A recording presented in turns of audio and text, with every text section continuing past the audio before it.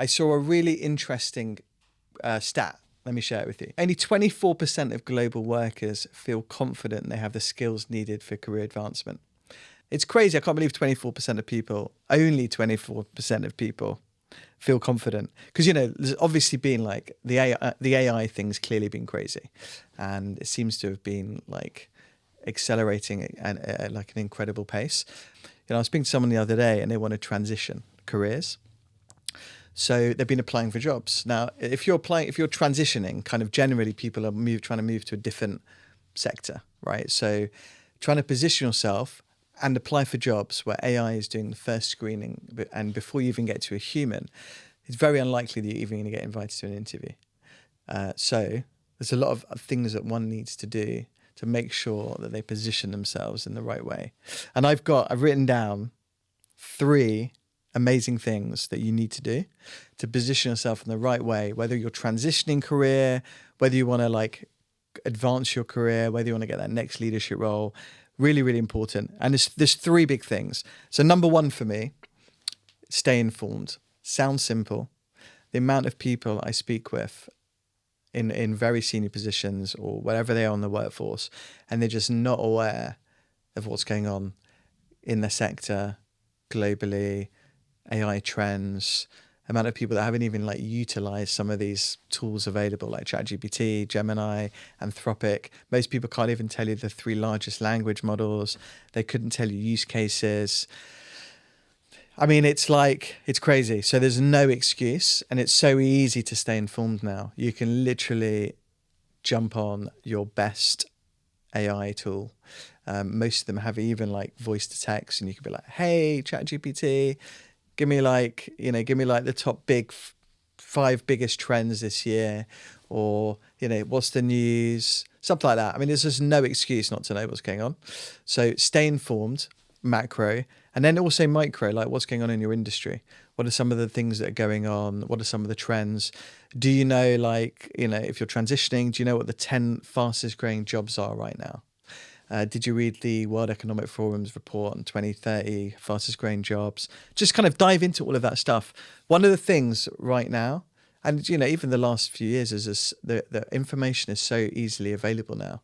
It's not difficult to find stuff. It's not difficult to stay informed. It's not difficult to see what's going on in your sector. It's not difficult to see what your worth is in the market. All of those things are quite easy to do. And you can just spend 5 minutes a day jumping on and just learning. And that's like this, everyone talks about continuous learning, growth mindset, all this kind of stuff. Sounds cheesy, sounds corny, but it's massively true. And let me give you one example. A friend of mine, and I've shared this example before, but for those that haven't seen it or heard the story before, a friend of mine was going for a big job, and they did a lot of video interviews. They got they got to this like final round, and it was like 2 people, and they said like, you're one of 2, and they invited them into the office. So they went into the office, and this office was quite old school, and he had to write in the book that, his name, who he was coming to see, what time, and stuff like that.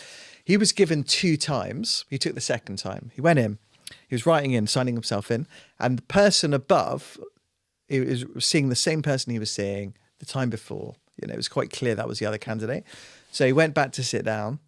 He took out his iPad, he opened ChatGPT, and he said, these 2 people, so me and this other person, are interviewing for this job. Here's the job description. We're meeting this person. Here's the LinkedIn profile of the interviewer. Give me like the key differences between us, what I should focus on the interview, etc., etc. Now, I'm not saying that's the only reason he nailed it and got the job, but it doesn't hurt to be prepared. Number 2 for me is showcasing your expertise. So if you want to get to your first leadership role, let's say, and you're moving into a place suddenly where these jobs typically aren't advertised. Some people call it the hidden job market. Generally these jobs they're not advertised, and so they're quite difficult sometimes to find. So you need to if it's a search firm, you need to know me, or you need to be found by me. Or you need to be known or found by another search firm, whoever's doing the search. Or if it's been done internally by, a TA function or by the hiring manager, whoever it might be, again, they need to either know you or find you. And so now suddenly thinking through, well, how do you get known? And what are some of the strategies to put yourself in the best position to be found and stuff? So a few things that you can do, like actionable things. Clearly, number one's LinkedIn, because it's the number one professional job site. It's the number one jobs board. Most people are on there. Not everyone, but generally, I'd say your boss is probably on there, your colleagues on there, your next boss is on there, your client's probably on there. Like, it's a pretty decent place. It's free to use, and you can tailor it, bespoke it, get your AI to ask it to make sure that the LinkedIn Recruiter AI tool powered by GPT will find you. Because again, think of this, right? If it's an internal recruiter or an external recruiter, by and large, most of them will jump on LinkedIn Recruiter to find people for their long list of candidates that they want to approach for a job. So you want to be found by them. So you get the phone call if you don't know them already. And so bearing in mind, it's suddenly moved from like the human, like putting in the keywords and up pops like a list, and they're going through contacting and stuff, to the AI like doing all of that. So you need to really make sure that you have all the keywords in your LinkedIn profile. So the LinkedIn AI will find you, it will come up high in someone's list, and then you'll get contacted. It's really important. Otherwise, you're just not going to get found. So that's one thing. Secondly is go and connect with people in your space, people that you might want to work with. Make sure you've been really good at like staying in touch with ex-colleagues, with clients, just everyone, right? Like, this is professional networking. There's like a gray area between like business friends and like friends and contacts and all this kind of stuff. Like, for me, it's just so great to collect friends, but just like stay in touch with people and be there for them and all of that kind of stuff. And nowadays it's really easy to stay in touch because you've got like all these social media platforms, so no excuse. So make sure that you're doing that, because a lot of opportunities will come through that. I had a great quote over Christmas. It's not mine, unfortunately, but it goes something like, "Opportunity dances for those already on the dance floor." Great quote. And it's true. So the point is like be in the game, like connect with people, comment on people's content, like people's content, like spend like 5 minutes a day with a cup of coffee, like 5 people's posts, comment on 5 people's posts, connect with 5 people, message 5 mates, try and get some catch ups and stuff. Even if you're deep into a role and you're really, really happy, it's worth doing. Like, it's so good to do, and it gives you, and it makes you visible. There was a guy I spoke to the other day, and he called me up and he was like, "I can't believe that, my colleague got the phone call for this big leadership role in a competitor firm, and they got the job, and I'm way better than them, and it's like it's just graceful. I can't believe it." And I'm like, they don't, if no one knows you and you're hiding in the corner, and you're not being active, you're not going to get the call. Number 3. This links a little to what I've spoken about, but I wanted to overemphasize this, and this is networking. Authentically. Networking is not selling. The amount of messages I get. I got a message from a friend the other day. I'll say a friend, like, I knew this guy like when I was 16, and he just sent me a message over Christmas, and he's like, "Lewis, looking for a new job. When can we speak?" And I'm like, "Come on, mate, like, at least pretend you care how I am, hope you're doing well, whatever." So my point is, like, just don't wait until you really need people to network, right? Because it's not really networking. What you're often doing is just trying to, it feels salesy. It doesn't feel authentic, right? It's like you want something. Now, I've got nothing wrong with that, right? But it's very different when you're making an effort with people to stay in touch, not because you want something, just because, right? You're there for people and you're doing it regularly, then it's a very different conversation, because then it's like, "Hey mate, I really need your help." "No problem. How can I help?" And the world works with the reciprocity. People like doing things for people that do things for them. It feels good. People want to help people. But sometimes there's this line of like, if it comes across as like disingenuous, not authentic, salesy, you're just taking, you're not there for people when they need you, you'll find people won't be there for you, I think. So when you're networking for this kind of context, in that, maybe you need work, you're looking for a new job, it's around careers and stuff like that. There's a lot of value in like having like integrating this networking just into your game, like the whole time. Like, don't just wait.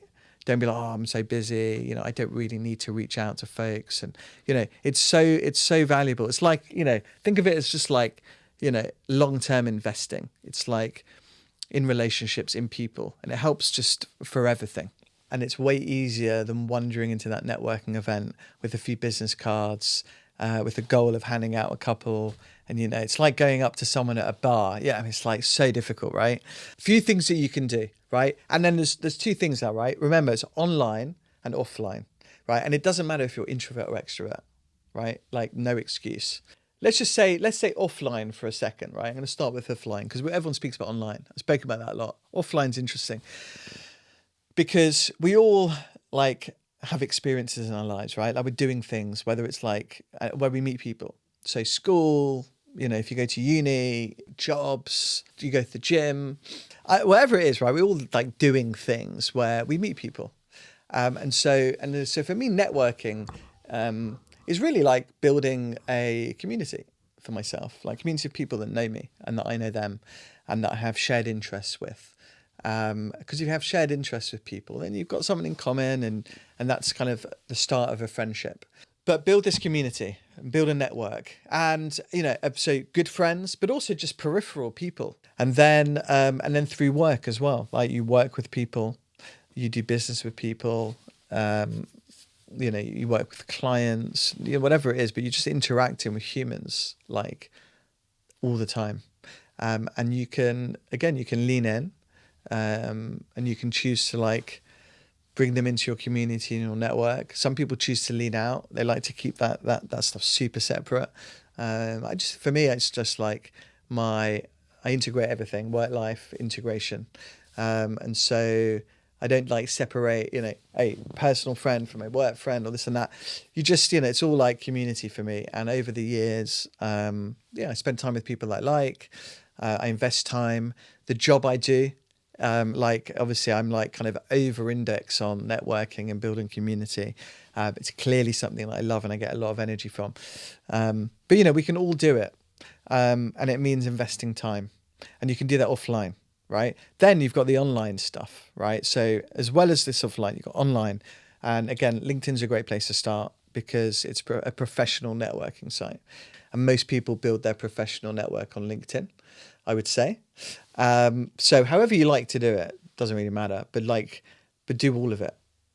Make sure you're staying in touch with like old friends, make sure you're staying in touch with like all these business contacts through LinkedIn. There's a lot of tools that we can all use to stay in touch with people. And these tools are social media platforms. So like social gives it away. But it's all about staying in touch and interacting with people and humans, obviously on like a digital thing, but it's great, because you can stay in touch with people and you might not get a chance to see some folks for a year or two, or maybe they like live in a completely different part of the world. Go really hard on leveraging social platforms to stay in touch with all these people that you meet over time. And also when you can, take time to go meet people, coffee, lunch, kind of get yourself out and go and meet someone on whatever, just like go out and do things with people. And there's a lot of value in that. And then on a professional level, like go out, meet your old boss for coffee, go meet your old colleague. Maybe you worked with someone like 10 years ago. Stay in touch, and you never quite know. And that for me is networking. And then at some point, in the context of, let's say you're hiring for your team, you're going to have a network of people to call on off the bat, and they like you, and people work with people that they like and they trust and so forth. That's amazing. And then if you're on the other side of the coin and you're like, you're trying to get your first leadership role, you need a job, you need some career advice, you're going to have friends to call on, which is way different from messaging someone and saying, oh, sorry, I've not spoken to you in 20 years. Hope you don't mind me contacting you. Got a job. So if you do those things, you give yourself a really good opportunity to find jobs and opportunities. And if I connect the first two things, so even if you're entering the workforce, these things I've just mentioned still hold true for you too. Like, build your profile, network with people in the space that you're operating in. You could go even a bit broader, because the one thing I'd add is you might want to go, so like find people that are doing the job that you want to do, see if they will be your mentor, build a personal board of directors of people around you, things like that.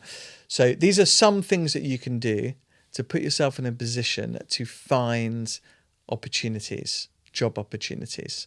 And if you do those things, you'll give yourself a good chance.